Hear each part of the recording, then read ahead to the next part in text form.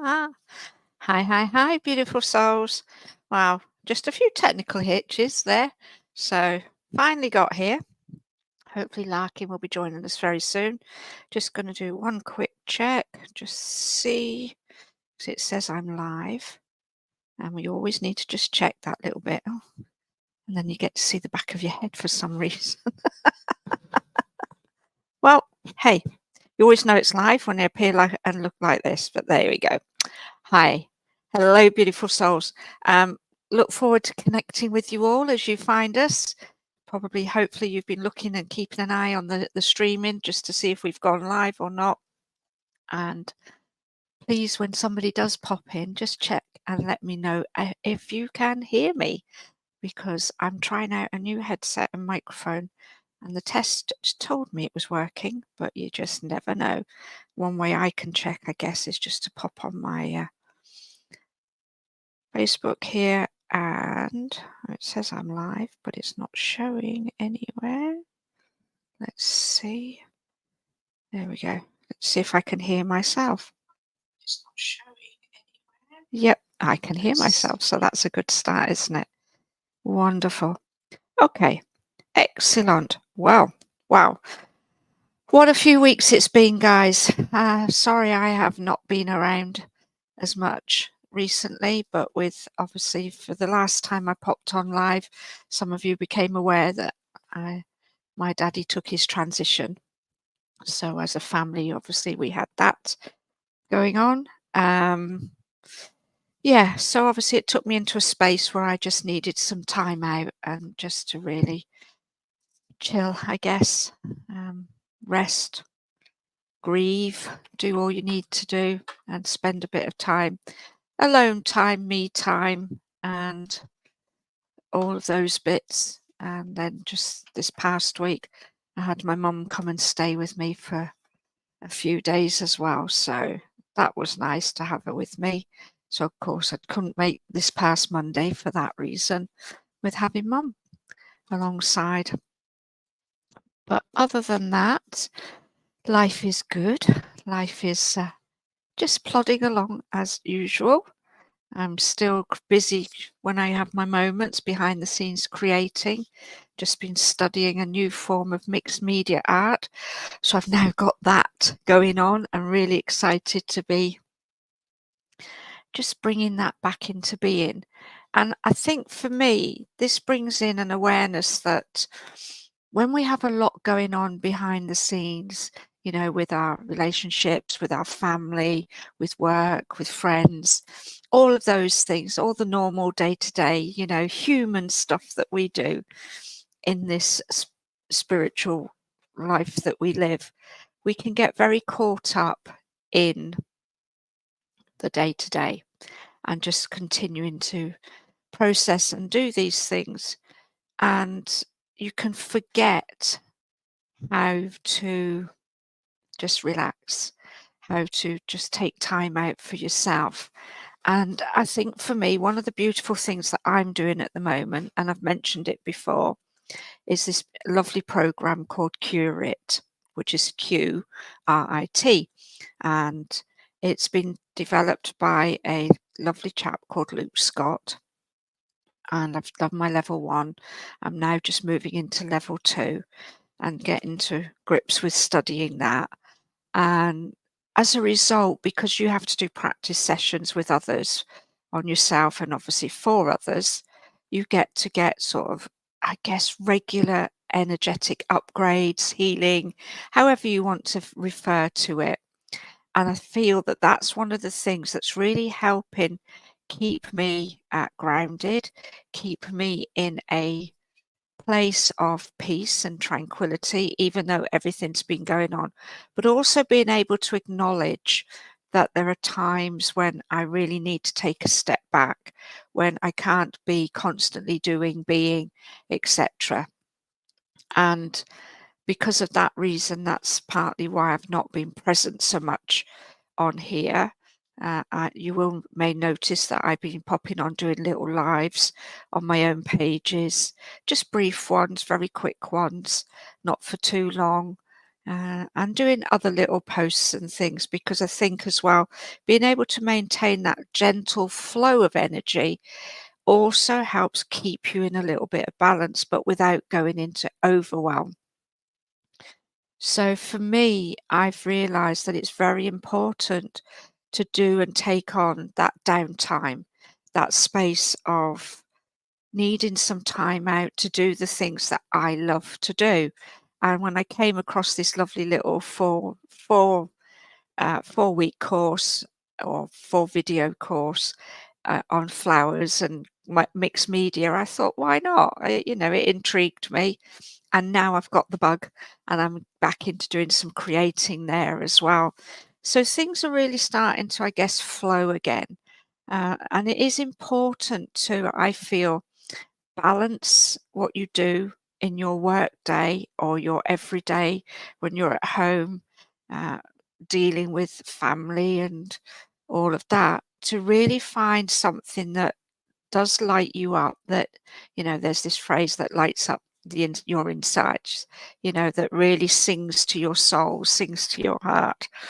And when you do that, it becomes a form of almost like, for me, meditational practice.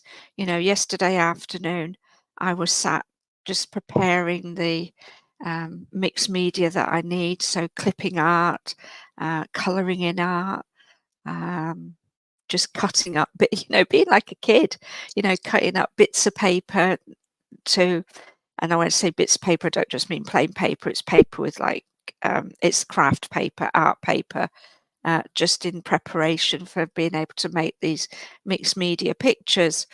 So for me, that was almost like meditational.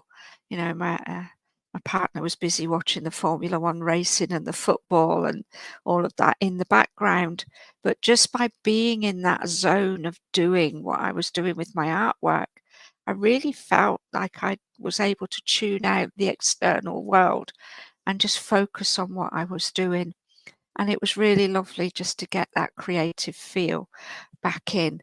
So if you're here and you're either on Facebook or Steamyard, don't forget, if you're on Facebook, to give Steamyard permission so that we can see your name when you pop in the comments. I'm just going to have a look, see if there's any comments popping up.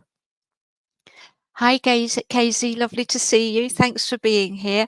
Hopefully Larkin will be joining us very shortly. She's just busy behind the scenes doing some stuff at home before she can get on.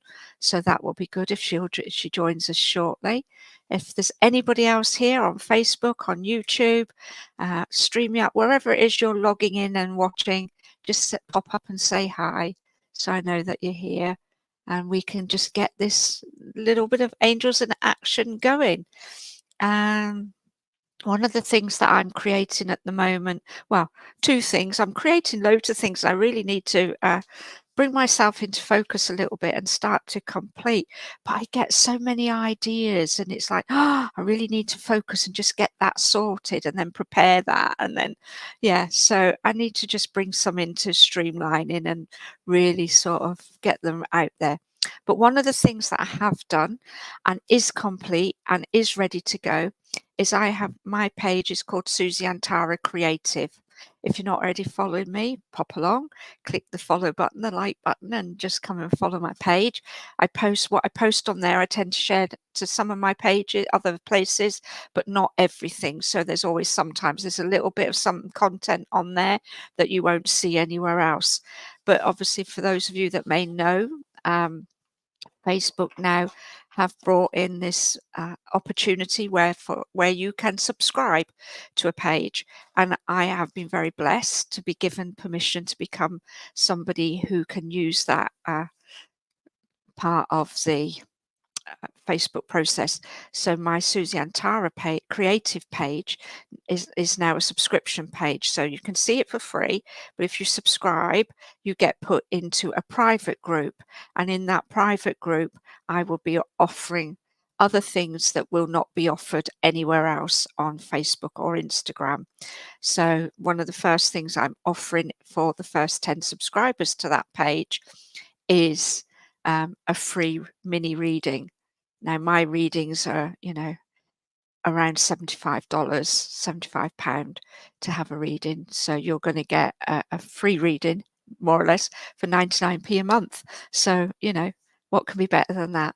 So that's one thing that I'm offering, and then I'll be offering lots of, like, little digital, products that you can download, print off and use with information about crystals. So if you're somebody who is studying crystals, I'll be making flashcards so that can help you with your studies.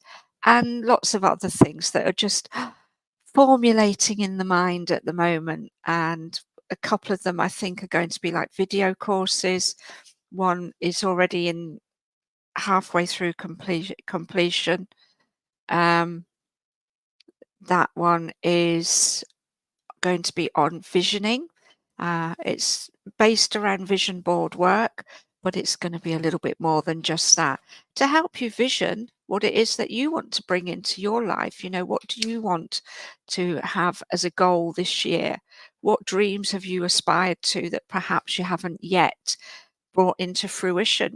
Maybe you're like me, you get lots of downloads of ideas and thoughts, and you get it all on paper, and then it's like, what is it I really want to create? What is really drawing me in? And the visioning and the crystals are the two things that are really drawing me. I absolutely love my crystals. I've been working with crystals for over 30 years now. And yeah, they just are like part of the family for me. I mean, one of them's busy gazing at me at the moment, and I absolutely love this one. This is my lovely rose quartz angel, and she's just beautiful. So she's coming to join us. Rose quartz is very much about the heart. It's very much about compassion, love, forgiveness, kindness, all of these. And for me, rose quartz was very much a crystal that was it was the very first crystal I was ever given, and it came in to being because I met this beautiful soul. I can't tell you where I met her. Oh, thank you, Casey. Yes, she is, isn't she? She's absolutely gorgeous, and she just sits nicely in the palm of the hand, and I just love her. She just feels amazing. Um, but yeah, rose quartz was my first ever crystal that I was introduced to. Up until then, I didn't really know I didn't know anything about crystals. If you'd said to me what a crystal was, I'd have probably tried to remember my geology at school and gone, well, it's a rock. It comes out of the earth, and that's about it. Whereas this lovely lady gave me a rose quartz heart. I was going through the grieving phase at that point where I'd lost my husband. And she just said, carry it with you, sleep with it, hold it against your heart, hold it in your hand, and it will help. And I have to be honest and say, at the time, I was very like, yeah, maybe it will, maybe it won't. A little bit of skepticism because I'd never heard of it or worked with them before. But I have to say, I did find great comfort in holding this rose quartz heart that she'd given me, and I did sleep with it under my pillow, and I did carry it around with me. And I'm not saying that it healed the grief straight away or instantly, but it certainly, I felt, helped in those moments where I was really strongly in that energy of grief. I would hold it and I would feel so much calmer. What it then inspired me to do was go and find a crystal therapist. So a lady I found who actually did crystal therapy treatments. I went and had a treatment with her, and that was amazing. It was just the energy was just, again, it wasn't something that I really understood or knew anything about in that moment because it was all new to me. It was something I'd never ever come across before. So I guess why I'm sharing this is because if you're inspired to connect with something or someone and you're not sure why or where it's going to lead, just follow the path. Just see where it takes you. Just see what doors of opportunity it opens up for you. And as I look back now, onto that journey, I can see chronologically how this happened. I was introduced by a complete stranger to a crystal. That crystal then took me on a journey to find a crystal therapist. I had a therapy session, which was both bizarre and amazing at the same time. And again, I left feeling extremely peaceful. Um, Probably that sense of peace lasted for a few days. The treatment itself was wonderful, but came with like I had no thoughts, or from what I can recall, no thoughts or anything, but it just came with lots of colour and lots of feelings of warmth and coolness, things like that. And the one thing I do recall that struck me very strongly was she put a blindfold over my eyes. I was covered in a blanket, so I felt lovely and comfy and safe and warm. And she closed the blinds on the window, and she had what we call the blackout blinds, so it literally blacks all the light out. And I remember at one point, seeing this immense bright light, and I thought to myself, "Oh, she must have opened the blinds," um, because the light was so, so bright. And and then when we finished the session and we were sat chatting, I looked at the window and the blind was still down. And I just said to her, "Did you at any point lift the blind?" And she went, "No, never touched it." And obviously, the crystals, the light, the healing energy that was coming through was what I saw and felt. So that then took me on a journey to obviously explore more about crystals. In those days, we didn't really have Dr. Google as we have now, as I call it. We had you had the internet, and little bits of information could be found, but most of mine was found by libraries and books. And then I came across a lady called Melody, who trained crystal therapists. So I did my training with her. She's sadly now taken her transition, but she started off life as a geologist, and then realized that there was actually more to what she was doing, by mining these rocks, as she then called them, out of the earth, to discover that they had properties to them that did things. It was a lovely experience, Casey. It was, yeah, absolutely. And it's one of those experiences that when you recall it, it's like being back there. I can just see the room now, the energy that I felt, and it is just a beautiful recollection. But this is what crystals do for you. They remind you over time of what you've experienced before as well. When you hold a crystal, it can bring back a memory of something in a way that's quite peaceful and tranquil and calming. Um, so yeah, so then I did my studying with Melody. Hi, Christine. Thanks for popping in. Lovely to see you. Welcome to Angels in Action. I'm just sharing a little bit of a story around crystals at the moment while we wait for Larkin to join us. And yes, so I did my studying, and then I began studying with another lady in the UK called Hazel Raven. And I did some online courses as well college courses through in those days they were online. You received everything via the post, and you sent your stuff through on email and all that sort of business. So yeah, so I did a lot of studying around crystals, and that they have really just become my family. And I love working with them, and I love sharing that knowledge with you. So that's one of the courses that I'm thinking of really starting to bring out and develop. In honesty, the thing that sort of holds me back a little bit is the technology side. When you're a creative, when you don't necessarily have that technical know-how or input, or it's not a part of who you are naturally, it can be quite fun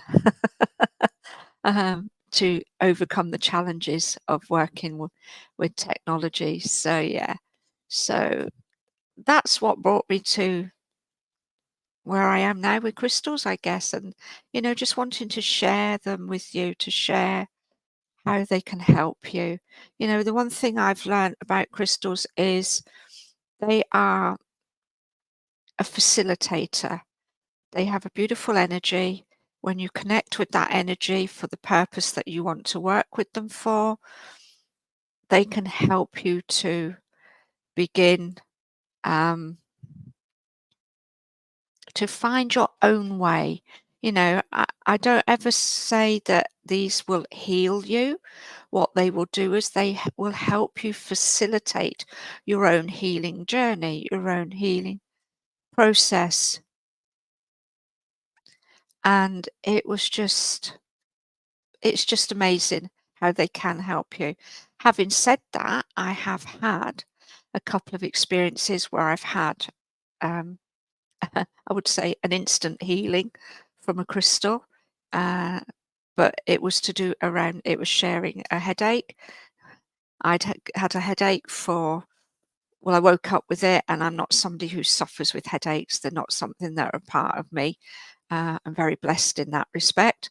But I'd woken up this particular morning and had this headache and was due to go out and decided not to. But this little sort of nudge kept saying, go out. And I'm like, "Ah." In the end, I sort of gave in to the thought and went and I ended up in a crystal store and I picked up this clear quartz crystal bed, and in an instant, my headache was gone. So I think these things can happen for you in a way that it can show you that there is an energy around crystals that can help. Um, and then there are others that you need to work with more regularly to help bring around, facilitate that healing. And it might be in a way that it opens you up to hear, um, to help you. What was I going to say? To help you help you open up your energy field to other processes that will bring in, and that way you can then process and facilitate your healing journey. Easy. Can I ask you, is there a certain crystal to help the lungs heal and how it should be used? For that, I would say I would have to go in and check my books for you, do a little bit of research on that, because obviously it's not just about what's going on for your lungs. There are crystals that I could say the lungs are connected in the chest to the heart area. So I would be very inclined to say if you've never worked with crystals before, not knowing exactly what the condition is for your lungs that is going on. Okay, lovely. Thank you, Casey. The work there that's in COPD, I'm presuming you've had for a while now. It's a long-term condition. It can start off gradually. Hi, Tracy. Thanks for popping in. It can start off gradually and then it will build up over the years and become more severe. It is something that I would perhaps need to discuss with you in more detail just to get an idea of what aspects of it that are causing, because when we have a physical condition, it begins in the emotions. And when we have an emotional imbalance, we can hold on to that for a long time. It can be a lot of years in the process. But when we have that emotion that's buried deep inside us, we may not even be consciously aware that it's there, but it will gradually have an impact on our energy field. That then becomes imbalanced, and that imbalance then starts to affect the physical body. So that's where we can have long-term illnesses and ailments and things like that. I would say initially for you, Casey, to start with, I would work with something like rose quartz, and I'm sensing that's probably why you felt the draw when I first showed you this, and also why I was drawn to showing it. So working with rose quartz will help ease um, any emotional symptoms that are causing you to have the lung issues as well. Other crystals would be any pink crystal, any green crystal that you're drawn to. One of the things that I learned very early on from a mentor of mine with crystals is you can go and read the books. You can look for crystals that are specifically for the thing that you're looking at, and you may find that they don't work. I was taught when you're intuitively guided to a crystal, and it may not seem like it's the right crystal because the book says so, it will work for you because you are drawn to it for a reason. Your intuition, your energy is guiding you to connect with that crystal. So what I would say, Casey, is find my pages, send me a message, and we'll have a little bit of a chat around this if you wish. But for the beginning, if you can find some rose quartz, start working with that and start you carrying that around with you. So how you use crystals, there's a variety of ways. Carrying them, obviously, wearing them, so a piece of jewelry with a crystal in, specific for that, and especially if you've got it on a necklace, it's going to sit in the heart area anyway, so it'll sit there between your lungs. Wearing it, as I've said, yeah, carrying them, sleeping with them under your pillow.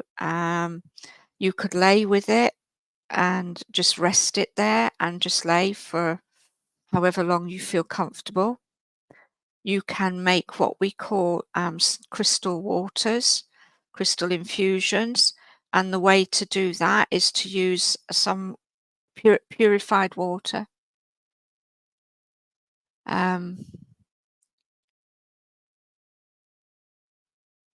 Thank you, Pero. Very kind of you to come in and share. I'll deal with that in a moment, ladies. Hi. Hi, how are you? I'm all right, thank you. I'm just having a quick chat with Casey at the moment.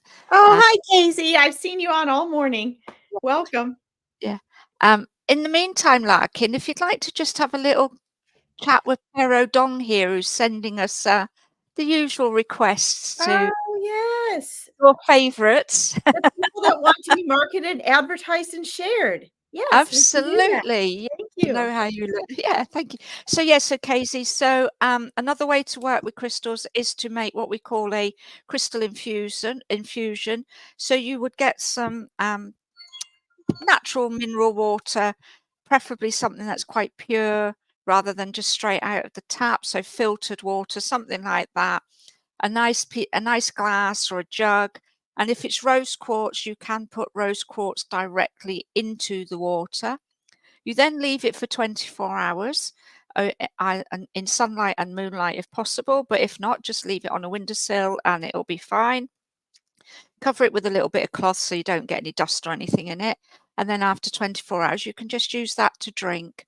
So that's another way that you can work with it as well. But there are lots of ways, and these are the things that I can share with you on a more private one-to-one chat if you wish. And we'll get going. Hi. So hi, Larkin. Lovely to see you. Thank you. Welcome. Lovely to see you as well. Fabulous. It's a beautiful spring day here. Oh, is it? Oh, I would like to say it was that yesterday here. We've now got rain again. We seem Okay. to have one day of like, oh, the spring's arrived, the sun shines out. It feels like it's a little bit warmer, and then the next day the clouds come and the rain starts. But hey, Well, that is my memory of the UK anyway. So yeah, I no longer mind the rain. I do yeah, not mind it one bit. yeah. But as You're you can very see, welcome, we've got some Casey. sun. Yes. Well, hopefully, let's see here. Good. I think we got everybody off of there, I think. Yeah. Welcome, spring guys. Welcome. And I have to acknowledge and say, I should have done a whole live for this actually, but happy Earth Day. Oh yes, Happy yes, Earth Day. absolutely. I grew up being a big part of the people that the gentleman that actually founded Earth Day. And Oh right, as a okay, child, fabulous. I got to be the MC for international youth Earth Day events for thousands of people. And so this is a very special day to me because this was a time in our history when the environment became very, what should I say, noticeably that it needed to be a priority. Mm. In a strange way, we didn't really notice that prior to it. And so it was really celebrating, you know, the planet that makes our life possible. And, this may seem like a change of topic, but it really has to do with gratitude and appreciating what we have and not taking for granted what we have is this little reminder. And I grew up with that that mindset and that awareness, it came to me in other ways as well, but I want to share all of that with you. And that was one of the points of Earth Day was, just like you sort of take advantage of your parents, you kind of take them for granted. There's a lot of things we take for granted. We take our house for granted. We take our cars for granted. We take Amazon for granted. But if you think about it, none of these things that we make a priority would even be possible without our planet. And some of you might not realize, but in order for there to be life and for us to live comfortably, be able to walk around without, suits on or have to hide underground. From Scotland, welcome. Yeah. And hi, Tracy. Thanks for saying hi to I me. thought I thought you'd like that. I do. I love it. Some of you might not find what I'm saying interesting, but it goes down to everything that matters to you. Everything that matters to you exists because everything has to be just right. The sun has to be just the right distance from the earth. The earth has to be tilted at exactly the right angle. The moon and the other planets have to be exactly where and how they are in order for us to all be literally living here. And I want to share this because I don't think most people are aware of this. We sort of take for granted that, oh, well, if the moon was, 500,000 miles this way and the earth was tilted that way, it wouldn't matter. No, it matters. Even the degrees of our temperature in certain places matter so much. And if we started to experience not being able to walk outside without a mask, people complain about COVID and having to wear a mask. Imagine the planet being a condition where you couldn't go outside without a mask, or you had to wear a particular type of suit.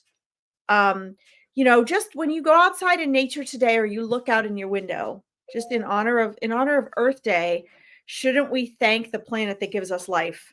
Because our planet, this whole solar system, without it exactly the way that it is, we wouldn't be able to survive and thrive. So I feel like I need to throw that out there today, and hopefully that will cascade you all into gratitude, which is the most powerful place to heal, to manifest, and to live your best life.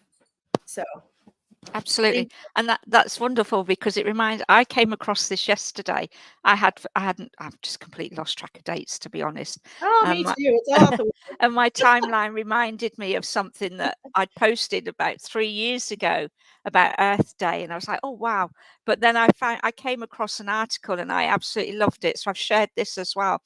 But apparently in Kansas City, I don't know if it was a school or a whole gang of schools together, but they set up a competition for the students to come up with a slogan for Earth Day. And they didn't name the student, but apparently a student in Kansas City won this competition, and she made the slogan, "Protect the Earth for what it's worth." And I thought Oh, that was that's absolutely cute. brilliant. So I had to share that. But it made me think, just coming across that, about how we do need to celebrate this beautiful planet that we live on. And, I'm not a coffee addict, but I love coffee. And one of the things that I've just found is I've been blessed to have now one of these lovely coffee pod machines where you just put your little pod in and it makes. And I am an addict for that, I will be honest. But decaffeinated for a start. But I've now found these pods, and they are completely 100% compostable. So you put them in your compost bin. And I'm like, I don't have a compost bin yet, but I will now.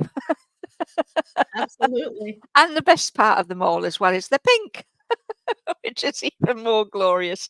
But I was just, there are so many things out there that we can find when we just look to see what we can do just to change one thing, even if you only change one practice, one habit in your lifetime, in your household, that you can do to help sustain something in that way, Yeah, then that is just a blessing in itself, because it helps us, doesn't it? And with one person changes one thing, another person changes, and on it goes, and we all become part of this beautiful, graceful place that we can share. absolutely. Guys, no planet, no people. No planet, no life, And Yeah. And I think this is something we can take into other aspects of our life as well, Mm. because it's so easy for our, when we come here to these readings and these conversations, it takes us a moment to sit back and we can recognize things we don't normally recognize in our everyday life. But this even goes down to, our relationships as well. When we're feeling we've got Mercury in retrograde until the end of the month, and I know I'm feeling it. It's not, it's not the end all of everything. You shouldn't let it be predicting your life, but it's definitely something that we feel. And I think that, when we recognize something that maybe we didn't see before, sometimes unfortunately it takes a hard blow for us to recognize something. Um, I remember I had a girl in high school. I was like friends with everyone.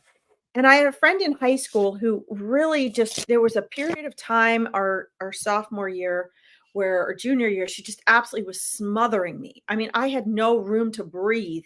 I couldn't spend time with the girls she didn't get along with. I couldn't walk down the hall. It was too much. I was going home crying, literally. And I remember there came a point where I had to tell her she needed to give me some space. She was really, really angry with me, very upset. I felt terrible. We went to Washington, D.C. Long story short, I got chased through the entire hotel by someone posing to be a construction worker. When we walked down as pairs to make phone calls, that's the day she had pay phones. And when I got down there, the line was long. So I decided I'm just going to wait, come back, call my parents later. So I went back upstairs. But as I walked through the lobby in the hall, I noticed one of the construction workers had followed me in. Anyway, we were on I don't know, the 12th floor or something ridiculous. And I remember, us getting into these long hallways and realizing this guy was following me. And so I remember turning the corner and there was the restaurant there and there was the elevator there. And I was like, okay, I know I can't go in the elevator. All that was left was the stairs. So I ran like hell up 12 flights of stairs. I think it was 12. Might have been 14. I think it was 12. But when I got to the top of the stairs, this guy was right behind me, a couple steps behind me, but I turned the corner and who was walking down the hallway towards me? All by herself, but the very girl that I had to tell to give me space.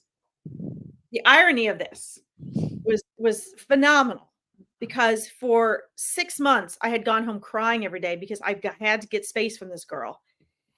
And that day, that moment, she was like the greatest thing ever. I could not have been more happy to see a person in my life because I remember stopping and turning around and seeing the guy and he saw there was somebody there and he ran back down the stairs and she was just like, "Hi." And I was like, "Hi." But I'll never forget that. And I always share that with you guys because, perspectives can change really quick. And this is why I believe it's so important to always remain kind. Perhaps you have to step away from things, but try not, sometimes you can't. Sometimes you got to be, but always understand there can be a bigger picture to things. And a lot of our experiences with people and circumstance is the timing and the circumstance. And given a different timing and circumstance, it might have a 180-degree difference for you. So I just think this is important as we go through life. Would have been scary. Yes, I wanted to be in the FBI, Tracy. I was determined I was going to be in the FBI. I had done several meetings and I was getting ready to prepare for that, get my college courses in order so I could go in the FBI. And after that experience, I thought to myself, do I want to make that my daily way of life, is being in those circumstances? I don't think so. It wasn't too bad. Fun. Yeah. It turns out there'd been several people that they had been chasing and stalking in that hotel. And so they set our floor on safety. But my point here is, guys, is that circumstances can change so quickly for the worse or for the better. And, we have to really just, we have to make the best of it and understand that everything is always working out for us. So anyway, I don't know Absolutely. if there's stories on here, but Yeah. I mean, that's absolutely fascinating and fantastic. And it's just as you were talking was reminded me of how my circumstances changed at a very early age. And now that I can reflect on that, I can see how and why that would have happened. Yeah. And again, as I don't know if you were here when I mentioned earlier, following our breadcrumb trail, following our intuition, just following it and seeing where it leads. And I went to when I went into, I don't know what you call them now. I think you call it high school. We call them like senior school here. So when I moved up from like junior school to senior school, I went with the intention. So I would have been 11 or 12. I went with the intention of becoming a teacher. And that was what I'd set my heart on and what I was going to study for and all of that. And apparently, my mum said, I came home one day from school not long after I'd started and said, I don't want to be a teacher anymore. I want to be a nurse instead. And she was like, well, why have you changed your mind? I said, well, if that's what children are like at school, I don't want to teach them. So yeah, so I, Smart move. Yes. in that moment, I changed my career path. And yeah, 40 years later, I've retired from being a nurse. So yeah, I think even at very early ages, I was learning to listen to my intuition. But then as life came along and things happened, I guess I maybe just put it behind the curtain a little bit. And it's only been the past few years now that I've really started to reconnect with it. And I think that's an important aspect of our conversations as well, isn't it? When we do lose that connection, getting back to it, finding it again without all the smoke and mirrors that quite often we see out there. I mean, Larkin and I are both very much of a belief that things can be so much simpler than they actually are. That we can connect to our energy, we can connect to our intuition without all the smoke and mirrors, without all the tales and the tall stories. We call it a bit of myth busting now and then. And that's one of the things that really, when Larkin and I first got together, that really connected us. And I firmly believe that's why we were brought together, to become this pair of angels in action, that if we can help you guys to find your own way of connecting without all the added nuances that perhaps you don't have to have. Absolutely. And, too, I think, whoops, I brought a blankie out for my dog, but she ran somewhere else. Well, I guess you Okay. get to see her on screen right now. That's okay. Yeah. I think that, that's very true. And I want to remind people too that, when you or we use the term, when we say, disconnected or reconnected, we want you to know that you're not ever really Mm. disconnected. It's about, it's your experience, and it can be so many things. I often see people say, oh, I can't hear my guides anymore, or I'm really disconnected. You're actually not. You're always connected, but it depends on what's happening with your mind and your egoic veil. You can feel or appear disconnected, and it's on your end, always on your end. But the thing is when you can trust and know that there are going to be phases where you feel more connected, where your intuition is stronger, maybe your connection with, your angels and spirit guides or loved ones feels stronger, and other times it doesn't. Be okay with that, because that's a natural flux. That's a natural process that's going to happen. You are, you know, uh, electromagnetic energy that is conscious, and you're temporarily in what we call or label physical form, which means you're in an energy body that vibrates at a low enough level that you experience being physical. That's all that means. You're still not really physical, and you're 99.9% space. So understand that if you just go into this being like, it's okay, sometimes I'm going to feel connected, sometimes I'm not. And what can you do to realign with that? Or what can you do to unblock that? Or sometimes you might just have to wait it out. So this level of acceptance is what's important, because it's always the resistance that gets in our way as a human being. It's not the problems we're having, it's our resistance to it. So you can do that with yourself and your connection to the spirit world or your intuition, just as you can with a person. If you notice if there's a person that you're having resistance with, or perhaps it's arguing with you, you can say, if you've ever noticed, maybe there's someone that's trying to get your goat or trying to argue with you. What if you just didn't argue? What if you just said, okay? Now, okay doesn't mean you're right. It doesn't mean you're going to kowtow to them. It just means okay. It's basically saying, okay, I hear you. I acknowledge what you're saying. And what is it doing? It's removing all the resistance for that person's ego. And what does that person's ego want? Resistance. It's the same thing. Ego and resistance are the same thing. What about you? Your ego does too. So these are just ways in which, yes, Casey, life is all lessons. And this is just, we have to remember that even though Susie and I are doing angel work and spirit guide work with you and readings with you, the question is, how do you apply this practically? Because when you get off of here and we go our way and you go yours, what do you do with this? What have you gotten out of it? Even if it's a reading, how are you applying it to transform or improve your life? Right?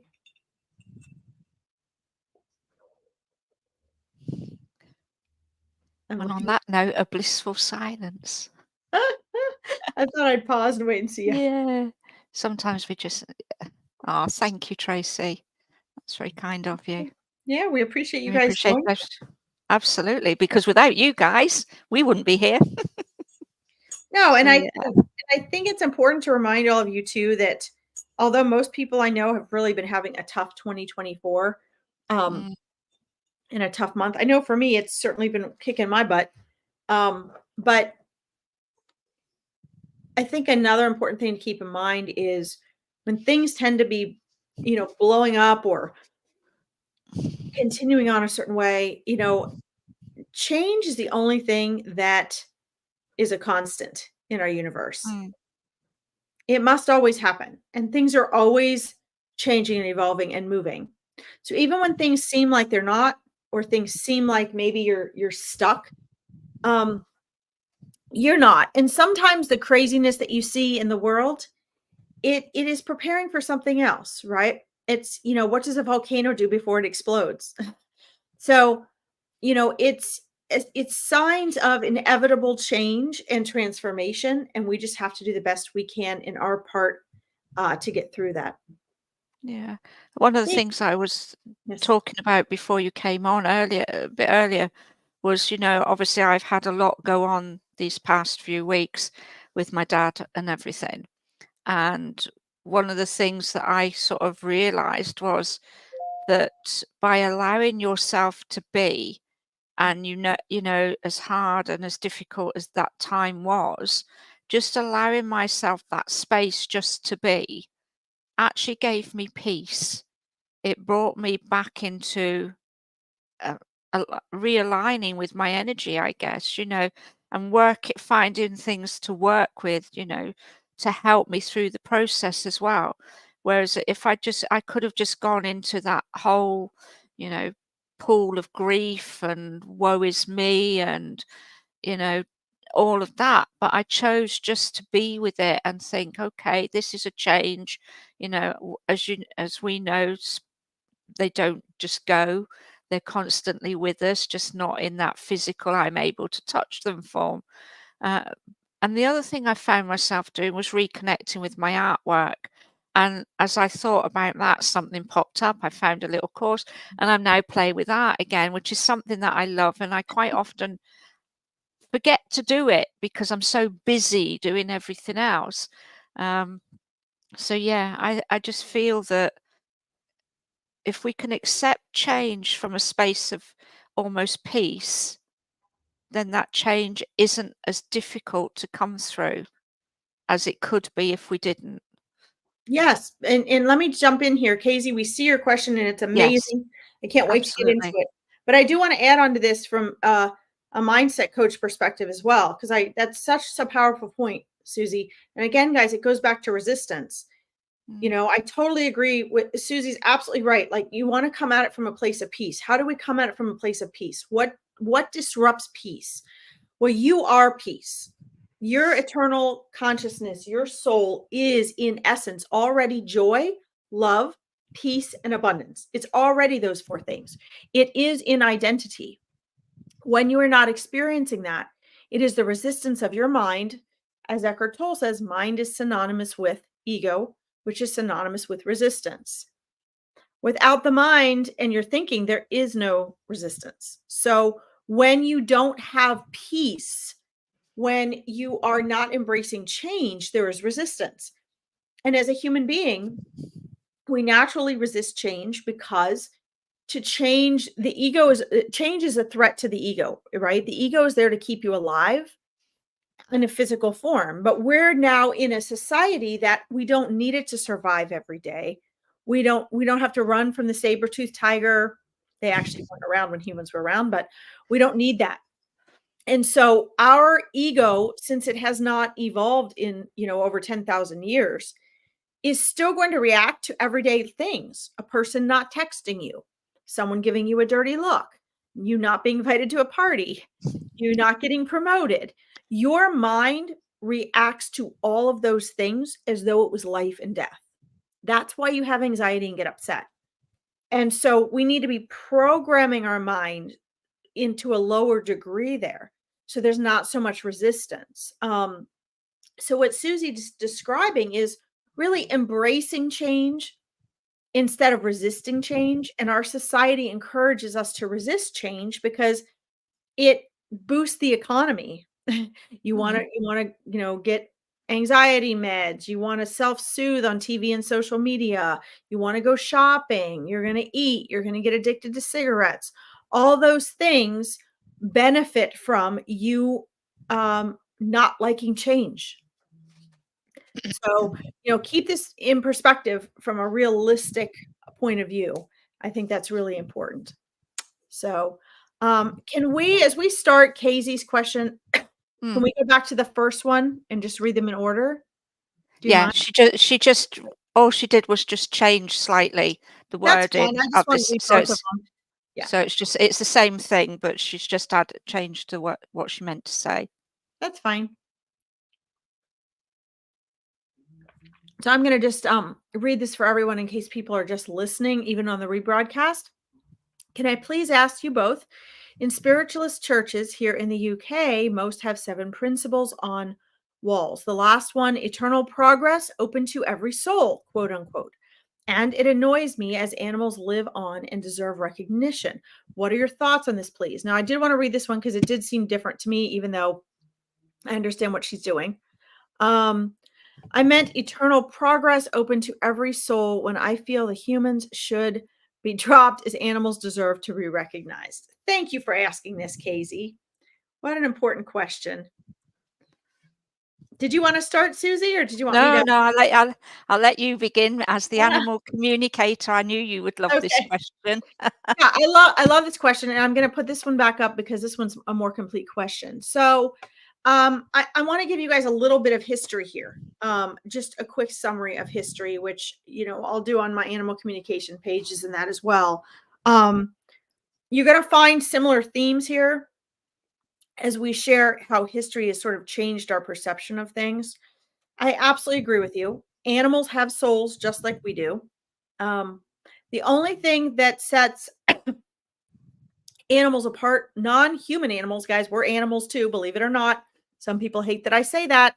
That comes from a Christian influence, but we are all animals. You are either a plant or an animal if you're here in this world. And what has happened is, so humans and animals all have souls. What sets us apart is human beings have a prefrontal cortex. This means we can, self-recognize at a certain level.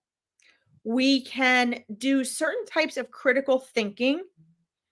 Like we can do mathematics, we can, create and build things. So we've got this prefrontal cortex that gives us the ability to survive and thrive and evolve very quickly, right? It's why we can build airplanes and why we have schools and all of that. Long story short. So the interesting thing is we also have we have the digits like the apes do that allows us to make these tools, but it's also our voice box and the way that the palate in our mouth is shaped that we're able to speak in the way that we do. But do not be fooled. Animals all communicate, they all speak, they all have souls, they all have a psychology, they all have emotion. What they don't do that our prefrontal cortex allows us to do is share the same concept of time and past and future. So non-human animals and plants are always in the present. That place that we encourage you to go back to, that Susie and I always talk about, we're doing readings from and we're manifesting from, and being in the now, being present. Animals are always there. We're the ones that are not. And ironically, what stops us from being there? Our prefrontal cortex. The very same thing that gives us an advantage over other life on the planet is also the same thing that limits our peace and happiness. That is the thing that we have to learn to use as a tool. Okay.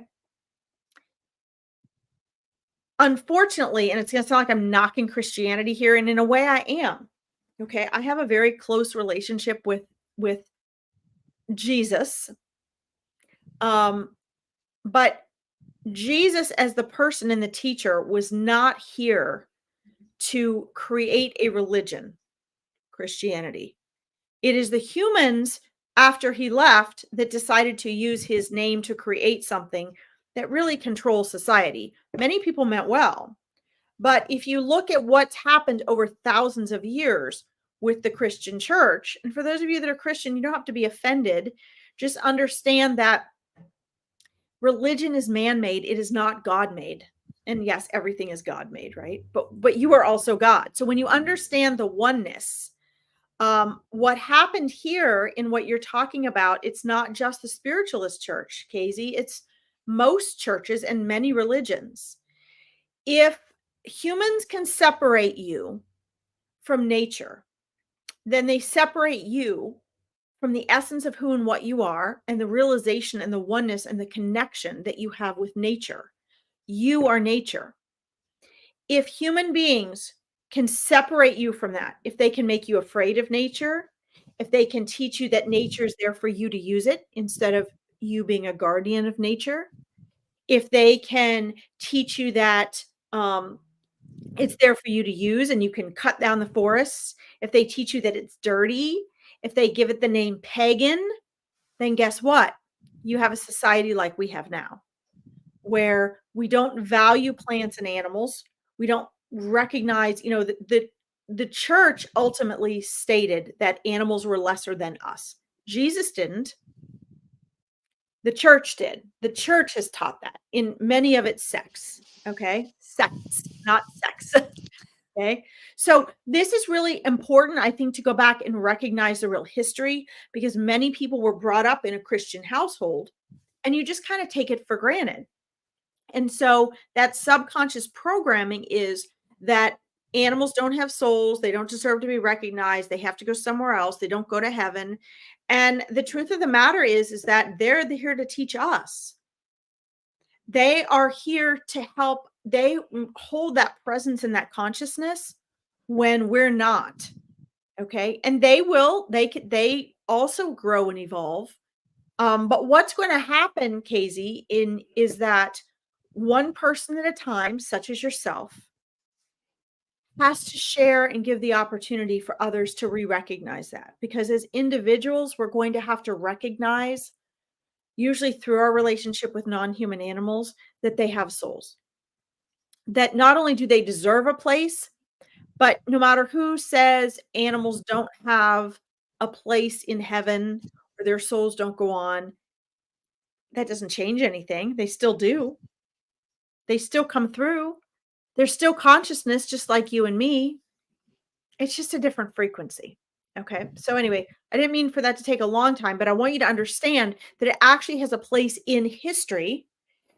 And that, like so many other things, it's not that the religion is bad, it's that humans use things to control other people. They Mm. use social media, they use money, they use fear, they use the churches, they use religion to control you. And this is one way, because if you're separate from animals, then aren't you going to treat them differently? If you believe they're lesser than you, aren't you going to treat them differently? And this basically, this is one of the reasons why it's so important to keep church and state separate. Because in many cultures over thousands of years, when the church is connected to the politics of that country, it makes it even easier for those people that are running things to control you. And so it's very important that that actually doesn't happen, because the pagans hugged trees. They spoke to trees. They communicated with animals. They understood and lived in a oneness with earth. And that is something that we must get back to if we're going to survive and thrive and be happy personally, honestly. So, Beautiful. Thank you. That was thank you. lovely. I Yeah, just and feel like that history is important. absolutely. And as Casey says, it makes total sense. I mean, it makes total sense to me as well. She says that does make total sense, Larkin. I also feel spiritualist churches need to update the principles re animals, but doubt it will happen. They all need to. I mean, it's not Absolutely. Yeah. spiritualist churches actually are a little more advanced. I mean, evolved even in their thinking. Um, and that's why you see less and less people going to traditional churches Mm, and working their way out of things. Guys, it doesn't matter what your spiritual practice is. You don't even have to have one. Your yeah, spiritual practice can just be, you know, your dedication to yourself to, do you always choose kindness? Do you teach others how they want to be treated? What absolutely. are the basic principles? They're all written within you guys. You know the Yeah. basic principles. Yeah. You don't need to be dictated that. That doesn't need to be dictated to you. No, absolutely. Yeah. I mean, I remember my journey with the spiritualist churches began 30 years ago. Because when you're first, I don't want to English language again. When you're first looking, seeking, whatever word you want to put round it, when you discover that you are more than just mind and body, that there is this spirit side to you, this soul side to you, this spiritual aspect. When you start to seek it, I think a lot of us are very drawn to go into spiritualist churches because the word spiritual draws you in, you go in, and you become a part of what you think or feel is going to perhaps help you to grow and develop. And I am sure for many people who are within that genre of churches, that works for them. But I found for me, it didn't work for me. It was a very, in some respects, particularly the church that I went to, and I'm not saying all churches are like this at all.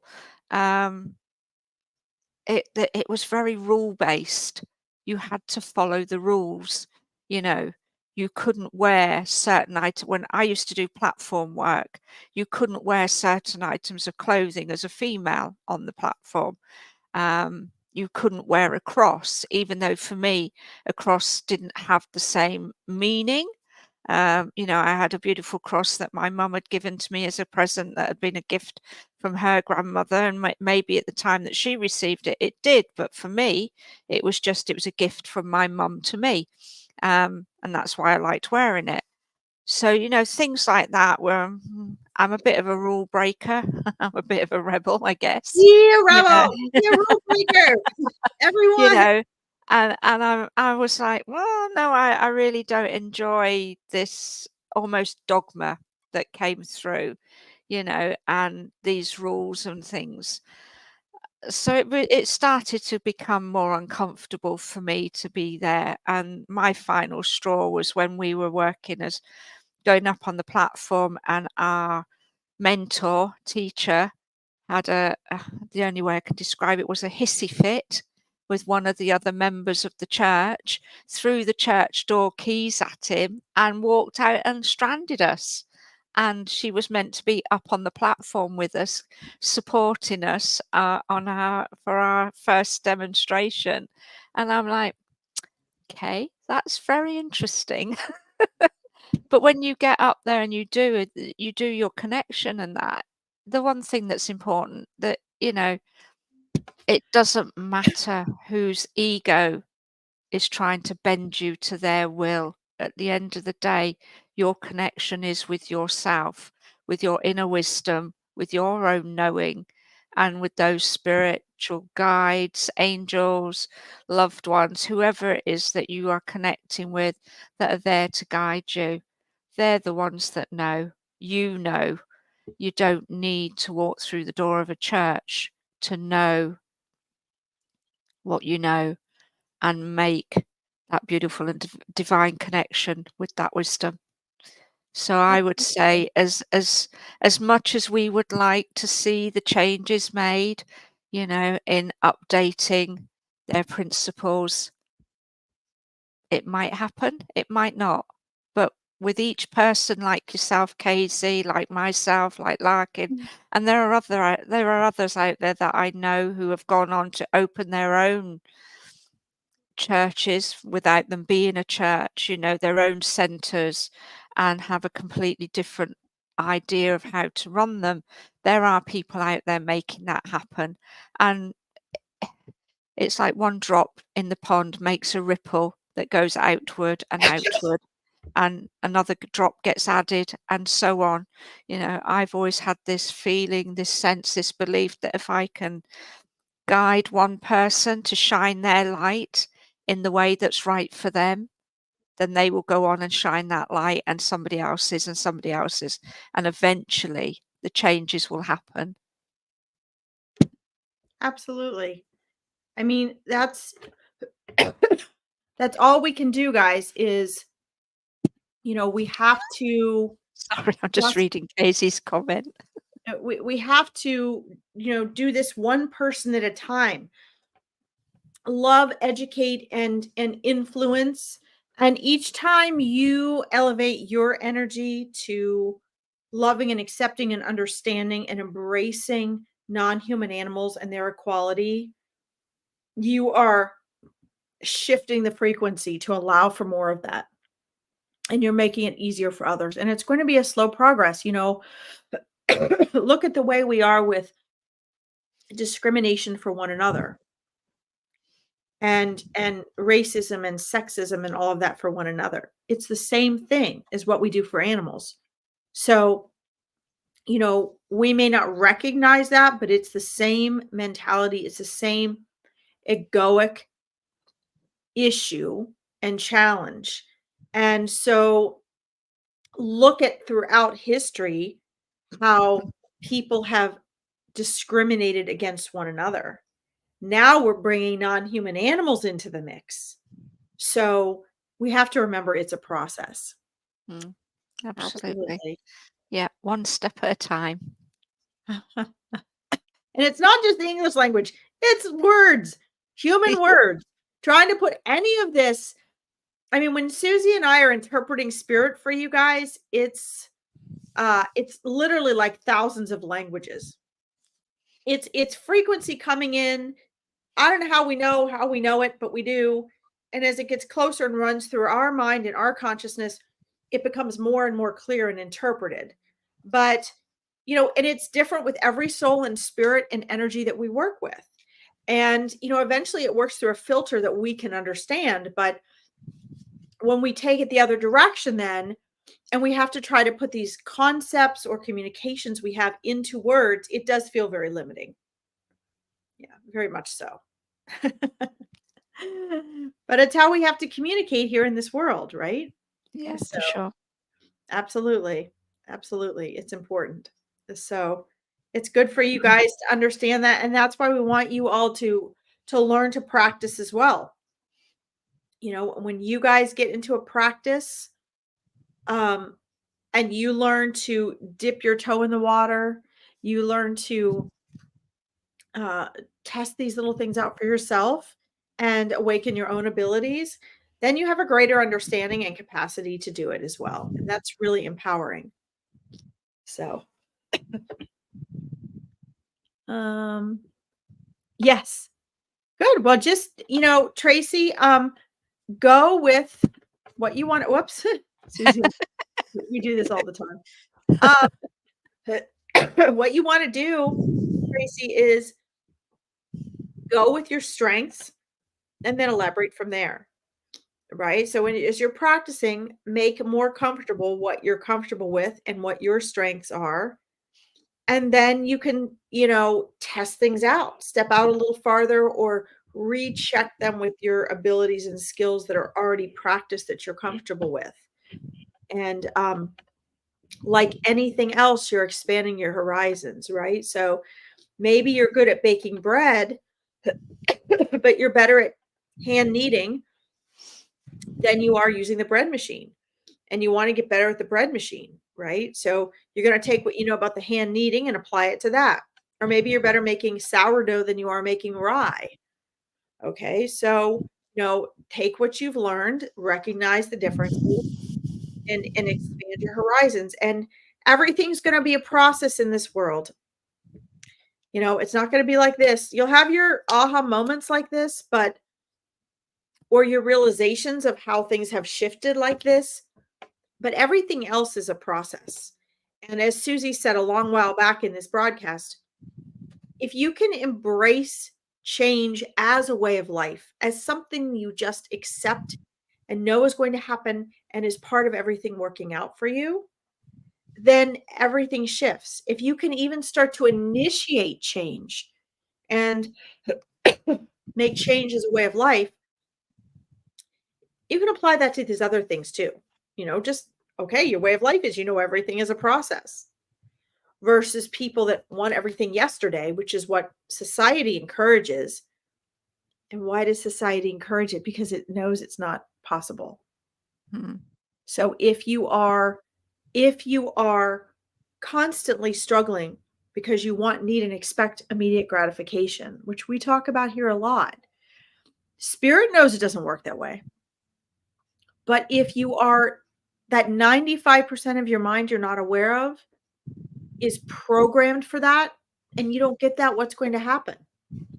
Anxiety, stress, shame, self-doubt, failure. You think you failed. No. That unfortunately boosts our economy when you feel that way. But that's not the truth of it. 200 years ago, you wouldn't have those issues because you would be doing the things that you were good at because everyone in a community did that. You'd be more closely connected to, to yourself, just in the fact that you were doing things to survive every day. And we look down upon doing survival things, but actually that's what keeps us in alignment. That's what keeps us humble. That's what keeps us away from stress and anxiety, is our nervous system is functioning in the way it was meant to function. So how do we translate that into a world where we have so many wonderful amenities, so many opportunities? Things are made so much easier for us. Because when things are made easier for us, we suffer more. So we have to compensate for that in here. And that's one of the things that Susie and I, work to assist you all with through the work with the angels and spirit. So Beautiful. a slow process for sure. Yes. Oh, yes. Where am I?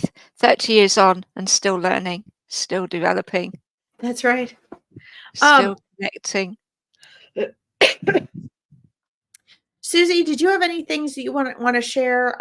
Maybe even for our we're not forgetting our people that are watching the rebroadcast. You are making progress. Yes, a little bit at a time. Absolutely. If that means 4 steps forward and 3 steps back, that's okay. It's still progress. I remember that comment just reminds me of what my very first mentor, spiritual teacher, that I had. Um, she sat me down one day because I was getting increasingly more frustrated with the fact that I felt I wasn't getting anywhere. That in that moment didn't have the awareness of, we are always connected, and that it's our own little blocks, or, we draw the curtain across ourselves as bury our heads under the duvet, whatever reasons, these things happen. And I remember being extremely frustrated that with my perceived lack of progress in my own way. And she just sat me down and she just said, would you, when you have your dinner in front of you, pick your plate up and tip the whole meal into your mouth all in one go? I looked at her and went, well, no, of course I wouldn't. That was a bit of a daft thing. Why would you say that? And she said, it's the same thing with your growth and development. She said, it's one bite-sized piece at a time. She said, and when you eat your food, you chew it to enjoy it. You don't just go, and swallow it. She said, so why are you trying to go, and swallow everything all at once and then wonder why you're not making any progress? And that really did make sense to me. And ever since then, when I feel in myself getting that little bit of frustration, whatever, because things aren't perhaps going the direction I want them to, or I would say used to. I'm not in that energy anymore. But I remember that would just pop into my head, one bite-sized piece at a time. And I'd go back to that and I think, right, okay, where do I begin? And, one of the things that we can do to really recalibrate in the moment is our breath work. Take a breath. We are so designed to be on the go. Like Larkin was saying just now, we want everything immediately. We want that instant gratification. Yet we forget that we are able to get that sense of joy, bliss, peace, whatever, by simply taking a step back, by simply resting, by simply just being present in the now, in our body, in our being. And one of the ways to do that is to really get back into the breath. We breathe, one of the things that has been shown over the years through different studies, we don't even breathe anywhere near as deeply as we can and should. We breathe so shallowly.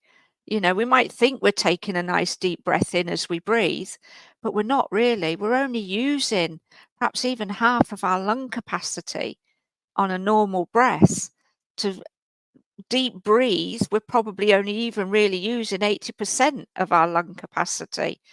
So just breathing can take us back into that energy, that connection, that just feeling of being present and helping us to do what it is we need to do next. One of the things as well for me, I, I found, and time isn't linear. We know time is man-made. We know that there is no time. And it took me a long while to really get that understanding of that as well. And again, this happened years ago. And it was actually, I was working with somebody at the time, and I said to her, just sit for 10 minutes and just focus on your breath, do what you need to be doing, and you'll find you will open up space for you to expand into being able to spend more. So we have to use the word time, don't we? Time doing that. And then as I thought about it, I thought, actually, there are moments when I sit and think, wow, I've been doing this for hours. And in fact, it's only been half an hour or so. It's only been 5 minutes, but I've got so much done because it does expand. It makes space for you to do what it is you need to do when you've stepped back into just relaxing and being. And it may take a while for that to be something that comes into your awareness and your understanding. It's about trusting in the flow of energy that brings that around for you.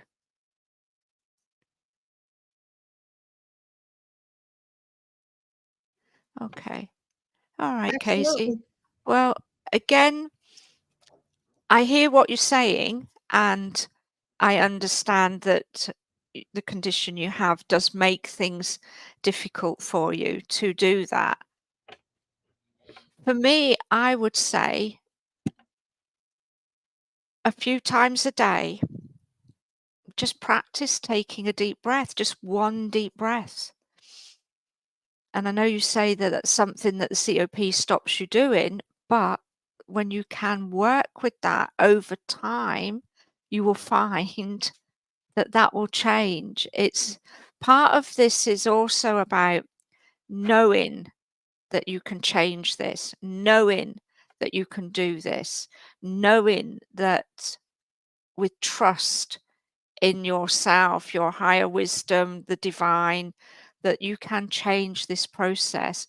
When we set ourselves saying, I wish I could, uh, it stops short. When I can't do that, we are already setting ourselves up to go, it's not going to happen because we've already put all that into our thought process, into our forming of a reality that when in fact if you were to say to yourself, with change, I will be able to take deeper breaths, you've already reframed the way that you are perceiving what you're doing. You know, this is just a quick, simplistic description of how you can change what you're doing. Obviously, to work with your condition would be something that would needed to be done in more depth, and over time it won't happen overnight. Things always have to be a process, as Larkin was saying to Tracy earlier, you know, slow progress, slow process. My mentor saying a bite size, you know, so your bite size piece in this moment is once or twice a day or as many times as you feel you can. Take a deep breath. Just inhale as deep as you can go. Now, to begin with, that might only feel like it's the upper part of your chest. But the next day, when you do it again, you might get to a little bit further down that feeling and just visualizing that flow of breath. You know, physically, you may not feel it being a deep breath all the way to the base of your lungs. Whereas if you visualize it, you know, one of the exercises that I do is I breathe and I visualize that breath flowing all the way down my spine to my sacrum, you know, all the way down to my bottom. Now, physically, logically, and anatomically, you know that breath flows into the lungs. The lungs are a sac that hold the breath, and then you breathe out. So at first, when I say, well, breathe into your spine, your mind's going to go, well, I can't breathe into my spine. That's not anatomically possible. We're not talking about taking the breath, the air out of your lungs and down into the body like that. We're visualizing that energy flow because everything is energy. So you're flowing that energy. So if you visualize the breath that you're taking going all the way in and down to the base of your lungs, anatomically, we have what's called the alveoli sacs at the base of our lungs, and they hold a little bit of residual air. So I would say, okay, a little exercise that's coming to mind. And you can, whoever's following or watching this in the replay, you could do this as well. You're taking a breath in. You breathe in through your nose and you breathe out through your nose is the first thing. And as you take that breath in through your nose, it's going into your lungs anatomically, but you're visualizing it flowing as an energy, and it's flowing down your spine, all the way down your legs, out through the soles of your feet. If in this moment, Casey, it's easier for you to do it in that process, then yes. Mouth breathing, there are different schools of thought on which is the best, mouth breathing or nose breathing. I'm very much fine for me, breathing in and out through the nose is a better process for me, because the mouth breathing, if it becomes a habit, can actually then be something that doesn't help the breath. But if for the moment that's what works best for you, then that's the best way to do it. So you just breathe in, but as you're breathing in and you're feeling that air flow, you're going to visualize the breath going all the way down to the base of your lungs, filling every cell, every molecule of your lungs, and then breathing it and flowing down through your body.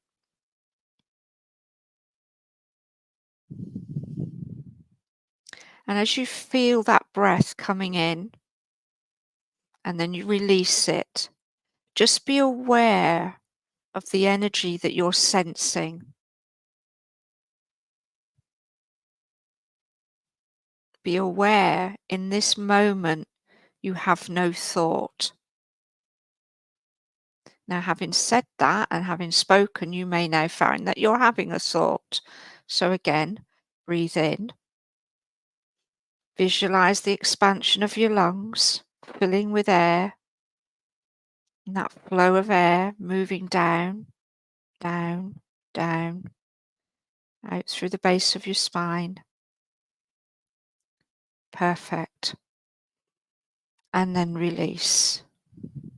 No breath holding, no need to do any of that. Just breathe again.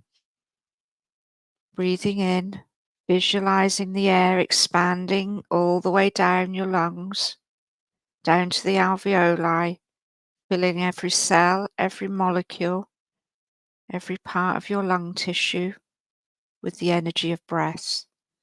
Down your spine and out, and then release. Okay. Beautiful. How does that make you feel, Casey?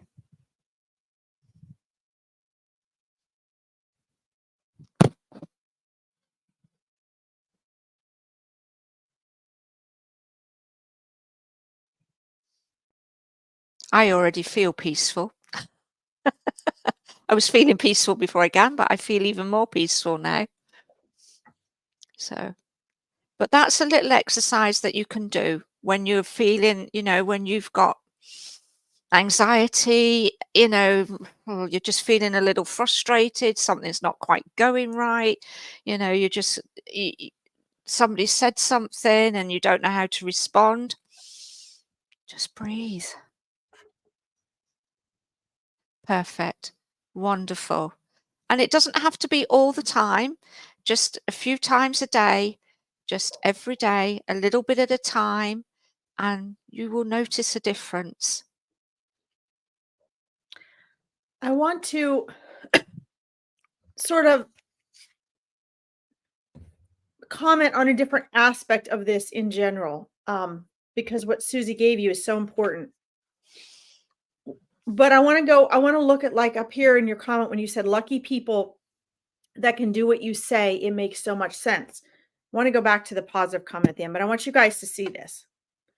This is, I'm also a mindset coach, and this is really, really, really, really, really, really, really important.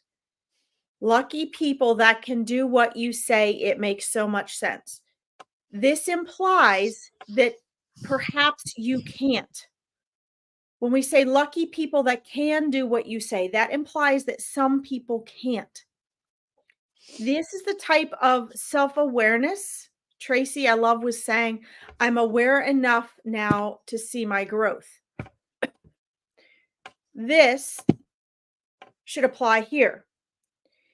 When we are aware that all of you can do all of this, then you can also be aware of the self-limiting beliefs in that 95% of your mind you're not aware of. So yes, you have COPD and other things, Casey. But one of the hardest things as a mindset coach, the hardest thing, thank you, Tracy, is getting people back past their own self-limiting beliefs. Why do we have them? I cannot emphasize this enough. You are only aware of 5% of your mind, of your thinking. 5%. So you are creating your life, your circumstances, your responses, your habits with 95% of your mind that you don't even know anything about. You're not even aware exists. So when Susie gave you that exercise, Casey, if you follow it and you practice it, one of the things you're doing is you're overriding that 95% of your subconscious mind simply by creating a habit for your nervous system that Susie just gave you, which makes what she just gave you all the more important, right? Because sometimes the way we override that 95% of our mind that's creating what we're not aware of that we don't like is awareness. Awareness is the most important thing. But sometimes simply in just knowing enough to take an action and create a new habit like Susie just gave you, initiated for you, is what takes you there. And then it goes back to what we talked about 20 minutes ago. Habits and repetition make it a process, right? That fits into the fact that it's a process. So, hi, Maria. Welcome. So, one of the ways, the biggest, most powerful steps you can take, Casey, is overriding that lucky people that can do what you say. You are one of those people. And you are in the process now of choosing, are you one of those people? Or are you going to put yourself in the category of one of the people that maybe can't? Because when we have a physical illness or limitation, hi, Fiona, welcome.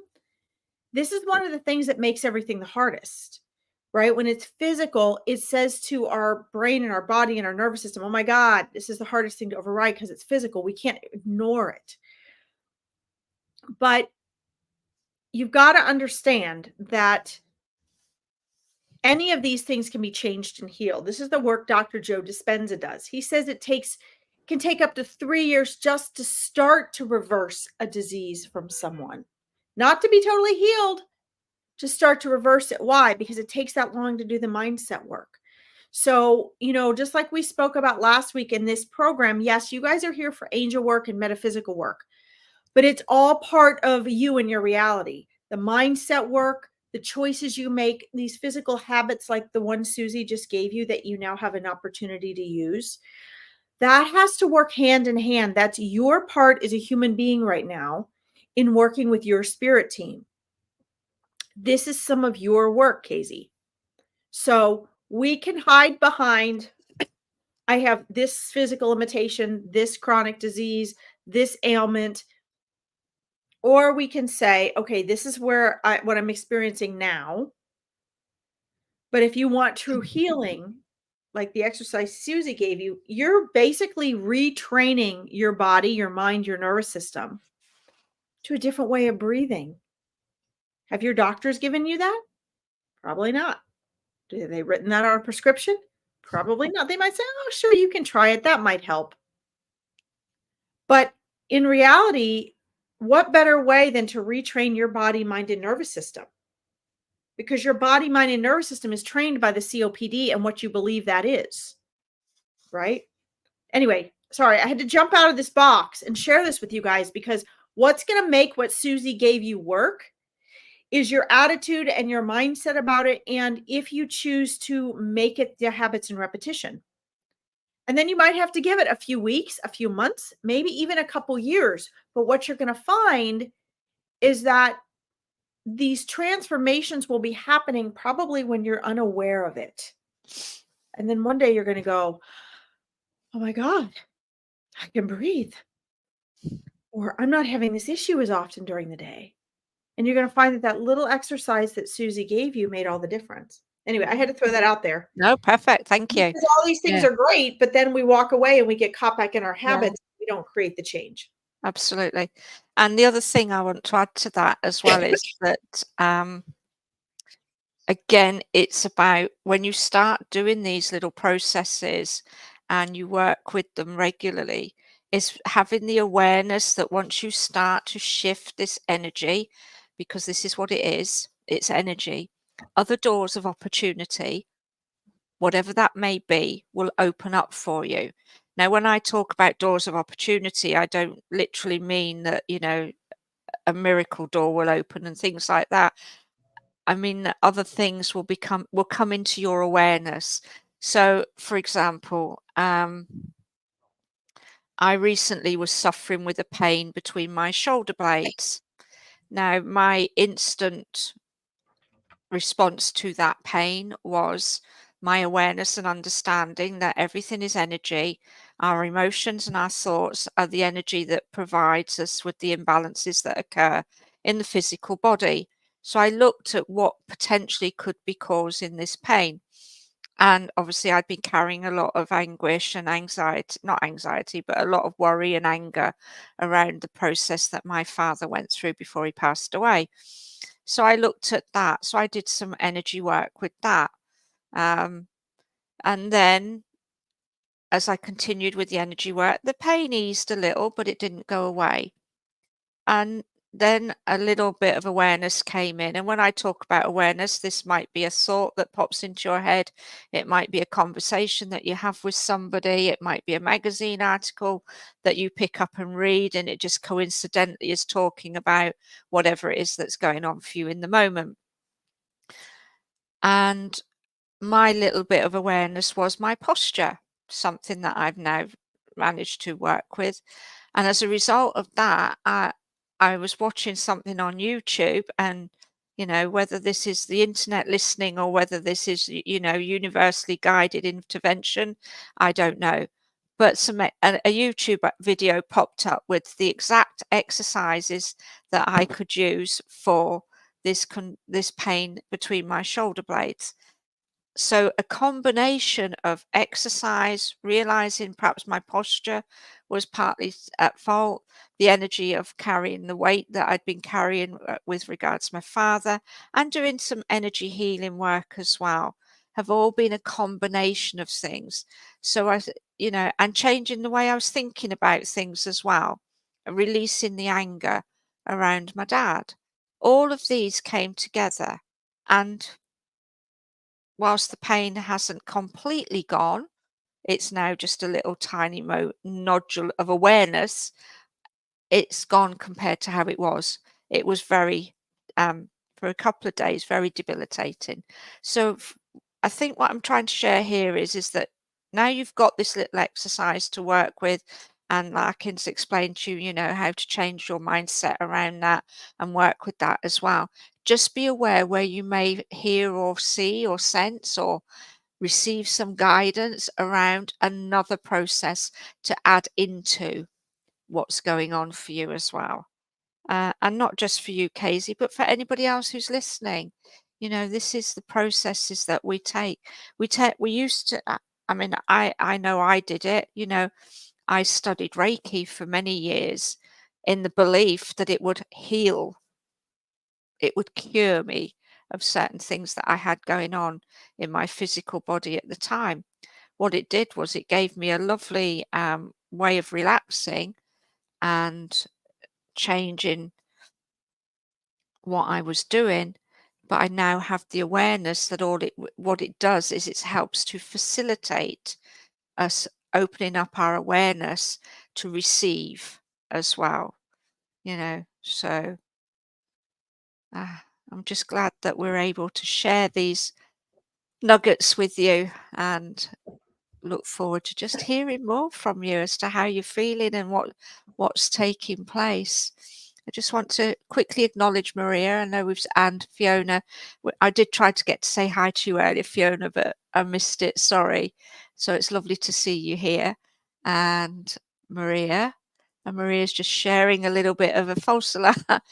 We had a false alarm the other day. My son went to hospital with his wife, but they sent her home. So no baby yet. I know Maria's got a few. I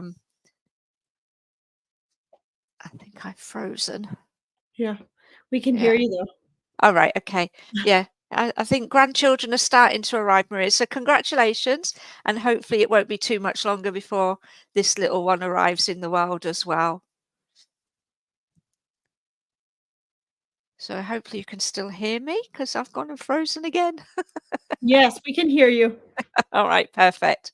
Lovely, because my screen is completely frozen now, so I don't know if there's any new comments or anything, Larkin. It's okay. Let's see. Let's see. Just Casey saying thank you. I'm not sure if you saw that. Thank And, you. hey, Yeah. Maria, we'll be thinking of you.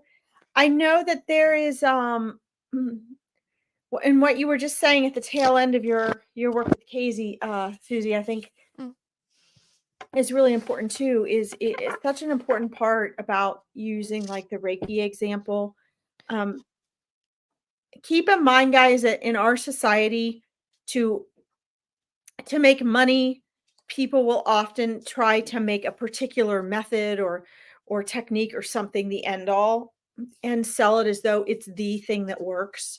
And really take to heart what Susie was sharing because, like she was talking about how the Reiki opened her up to other aspects and allowed other things to help her heal and transform. And so don't get too caught up in one particular thing being the end all answer to everything. We're always looking for that magic pill. The magic pill is within you. And so, what you do with what you learn and what you become aware of, and what you change and transform through habits and repetition in a process is what will get you where you want to go. Okay. Maybe even somewhere better you weren't aware of. It's not the magic pill. It's not one thing or one technique or one. Sure, that can turn a corner for you, but it's what's happening to you in here through those different things that you're learning, adopting, processing, going through, right? And this is why with my coaching clients, I work with them 2 to 3 years. It's not just this type of process. Okay. This is a process. Fiona says, I love listening, always take away advice personally from others' advice, if that makes sense. Absolutely. Yep. Guys, take a little, you got to make it work for you, right? You got to make it your own. And it might be advice, it might be guidance, it might be wisdom, it might be, usually whatever resonates with you may not always be what you need. There may be other things. Sometimes you just gravitate towards a certain way of thinking, but you got to take what you can relate to and work with that. Okay. Susie, you still there? I think can you hear me?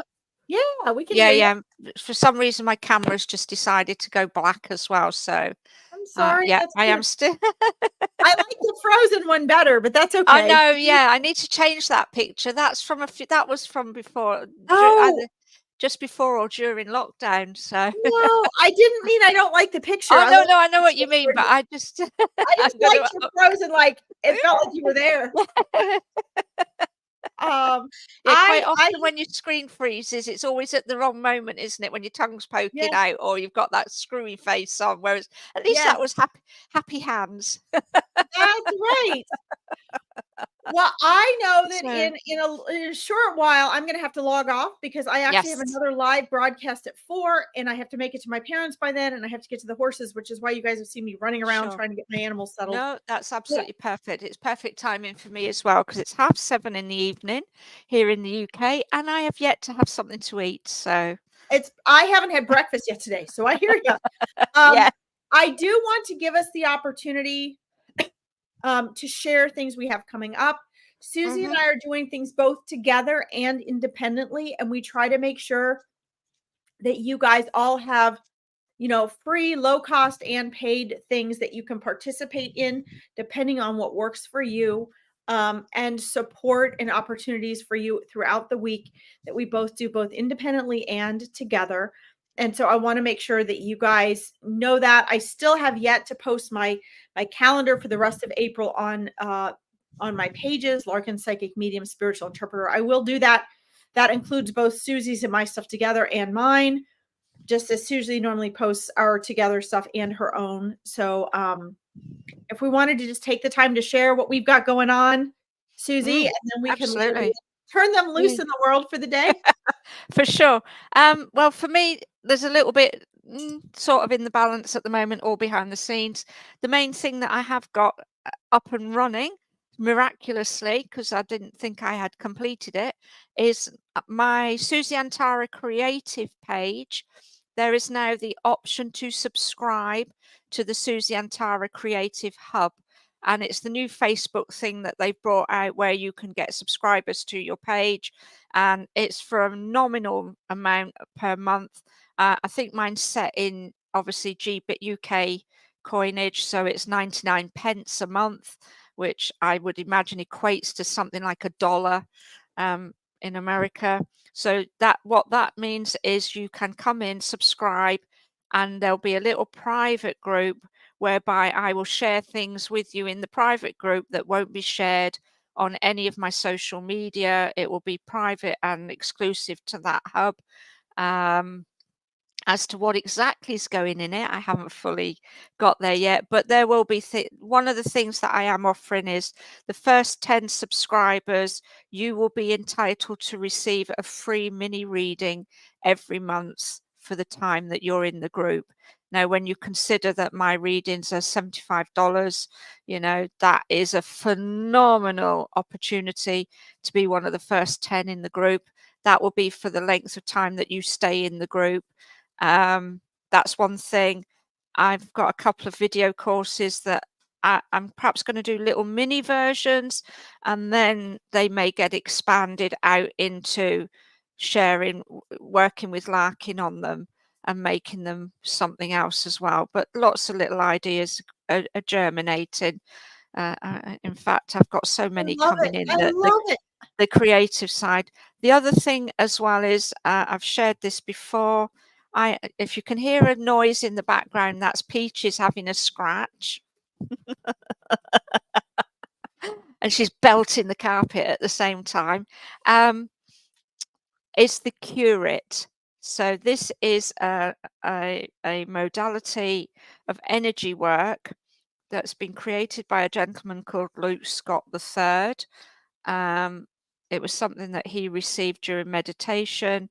It combines breath work and hypnotherapy without the trance to help you to integrate and shift any energy vibrations to get to the core of what might be a problem that you want to release.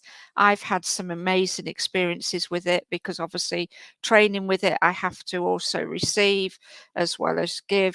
And I just think it is a beautiful energy modality, and I do believe that it's gone a long way to helping me these past 2 or 3 months with everything that's taken place. So the reason I'm sharing that is I'm on my level 2 training and I require case studies. So if anybody would be interested in receiving a case study curate session free, all I request for exchange is a testimonial. If that's something you feel drawn to, please just drop me a message and we can coordinate a time depending where we are in our time zones. My angel toolboxes are still in creation. I'm actually probably creating a little bit of artwork to add to them now. So at the present moment, I only have 5 available, and they are for the crown, third eye, solar plexus, sacral, and root chakras. So the idea behind the angel toolkit is that you receive a selection of crystals, a sage bundle for cleansing, essential oils, some salt with essential oils in for the bath, and lots of other little goodies going in there as well, with little information cards based around the angels, crystals, essential oils, and this lovely little box. Well, it's not so little once it's all put together, but this lovely little box is there as a way of helping you to embrace, enhance your energy field so that you can then work with making that connection, whether it be to the angels or spirit, your own inner wisdom. it can be used for all of those things. So if you're interested in one of the angel toolkits, as I say, I've only got 5 available at the moment, just drop me a message. And I think that's it. I'm not actually doing anything as such online other than our Monday Angels in Action and our combined dates when we get them sorted. And I think Fantastic. that's me. Fiona says thank you. Lovely, Fiona. Just drop me a message and we can arrange a time. It will be done via video call, either through Messenger or Zoom. Well, I can't do Zoom because I need longer than I've got. So through Messenger is probably the best one. But Yeah, yeah, I just drop think me a message. Fiona and Casey, that would be great for both of you because you both have really been wanting and needing that type of opportunity. And I think that would be very beneficial for both of you, especially to take advantage of this if you want to. You know, we can't. Yeah, Susie and I can't do everything for free because this is what we do for a living. And you know, I just went through. I just had literally it was like an argument with someone yesterday who for weeks had wanted a reading and they wanted to schedule one and then they couldn't schedule one and then I invited them to schedule one and then they didn't and then they started sending me all this stuff. It's a very common thing with people like Susie and I. People will just start messaging you and their stories and their questions. And the thing is that we would love to help everyone and anyone.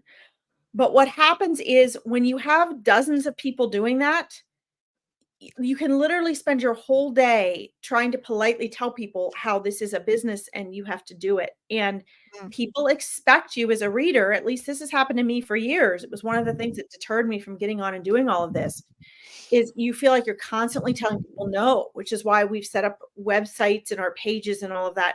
And it's very hard because you want to help everyone. But you know, the truth of the matter is that I have put myself, my horses, my husband, my family, my home in jeopardy over the years doing that, saying yes. And you know, you end up giving away 20 free readings and that's your month's rent. That's your dog's, you know, vet bills. And so, you know, I just want to remind everybody that just because we do the type of work we do doesn't mean we don't also need to read or need to work. And so we try to provide free opportunities like this so that you guys have the opportunity, so that those who really need it have the opportunity to do this type of exchange or have things very low cost. But just as a mindset and money coach for years, please understand that money is energy and time is money. And so whenever anyone gives you anything for free, someone is always paying for it.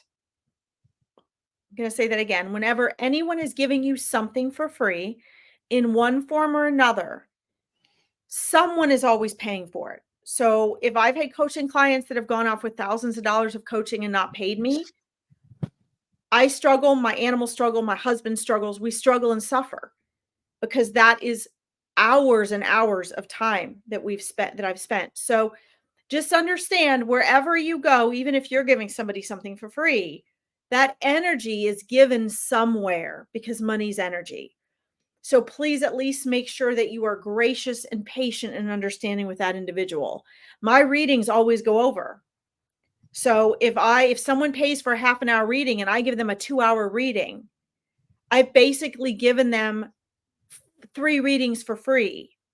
And it seems like a great thing, but when you do that for multiple people, it drains you because then in some way you have to compensate for what you were doing as a business. Okay. So I just want you guys to understand that. And so when these opportunities come up to do something for this exchange, you know, jump on them because when we're offering them, that is the sort of controlled and boundary way in which we can offer them that doesn't literally like take food out of our dog's mouth. Okay. Just so Perfect. you guys Ladies, understand. thank you, Fiona and Tracy. That'd be fabulous. Uh, If you aren't already following me, follow me on Susie Antara Creative. Drop me a message through there and we can organise arranging session times. And that would be brilliant. I deeply appreciate that. That's fabulous. Yes, please do that, guys. Please make sure you subscribe to both of us so that if you're just following me, make sure you if you subscribe to Susie as well, then this is going to give you guys support throughout the week. And Susie and I really we're not in competition. We really work in partnership, and we're here to support you. Let's see. Fiona says, I'm kind of new to this. Been listening in the background, drawn to Larkin because of the animals initially. Awesome. Well, follow my animal interpreter page, which I haven't been trying to grow, so it's very small. But Fridays are Fur Baby Friday readings, where we do just readings just for animals. So you can get on that as well. And I'm working on an animal communication program as well. Let's see. Awesome, Fiona. I just want to just quick mention as well, guys, that on let's see, Saturday, at least for this month, there is the Meet Your Spirit Guides event, which is Saturday, May 5th. I only take 10 people for that. It's $40 American dollars. It's 2 hours.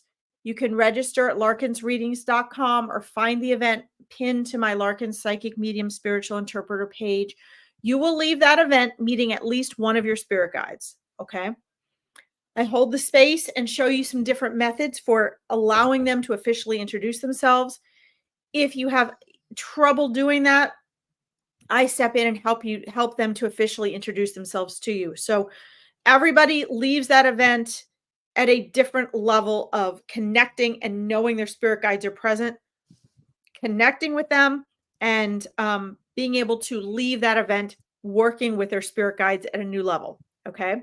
So if you want to do that, spaces are limited. That is from 11 a.m. EDT, which is 3 p.m. BST time. And then 2 hours of that, we run over if we need to, but it's very limited spaces. So if you want to do that for this month, I only do it once a month. Make sure you watch the video that I have pinned that's connected to that event. That was a Spirit Guide Saturday event. So you can hear about what Spirit Guides are first and see if that's really what you want to do. Okay. That's awesome. And then the other thing is on May 12th, Saturday, May 12th, is going to be, there's Susie, is going to be a Mother's Day online angel party small group reading. Everyone is guaranteed a reading. It's only $30 American US dollars. It's a 2-hour event. This will be our special Mother's Day event reading. And I'm also going to be posting a special discounted Mother's Day reading special, which I'll be posting on my page as well. So obviously you guys can find me on Larkin Psychic Medium Spiritual Interpreter page. And Susie's just shared, her Facebook group and page on there. You guys can find these links to our pages and groups in this live as well. And then we'll be back with you next week at the same time here for more Angels in Action. Guys, if you know people that can benefit from this, and don't forget about the YouTube page. If you can help us grow the YouTube page and subscribe to that, invite friends who can benefit from this and help us grow these pages. If you find them beneficial. Okay. Thank you guys so much for joining us. Thank you. And don't forget, on the YouTube, guys, you can always go back and rewatch the videos there. Obviously, they get streamed to our pages on Facebook, but over time, obviously, they just end up scrolling down to wherever they go into. Absolutely. Facebook, yeah. the That's Facebook ground. So yeah, the best place to find them is on our YouTube. So that would be fabulous. Right. And thank you all so much for being here. It's been a wonderful couple of 2 hours. Oh my goodness. Oh, we've done well. Look at this. We have one more of a span orders. I get to market and advertise. Oh my gosh. Oh my gosh. Michelle, you don't realize I send this to all of my colleagues and I market it to everyone. So you've just gotten yourself a free advertiser. All right. Advertising. We're going to block and delete you. Thank you. Oh, I love this. This is so much fun for me. It's so ridiculous, but it is fun. I decided to turn it around. If they want attention, Get attention. Absolutely. Yeah, Um, definitely. Susie, I do want to thank you for being here and for Oh, all that you do. And we'll see you all next week. welcome. I just don't understand why my camera's gone black, so I'll have to I don't play know, with but that you in a look bit. fabulous. If there was any way to freeze, that's the way to do it. It's Yeah. angels in action. Fantastic. Well, thank you, ladies, for being with us, and gents, if you come in and watch the replay. It's been amazing as always. And yeah, look forward to seeing you all again soon. Bye. Bye bye.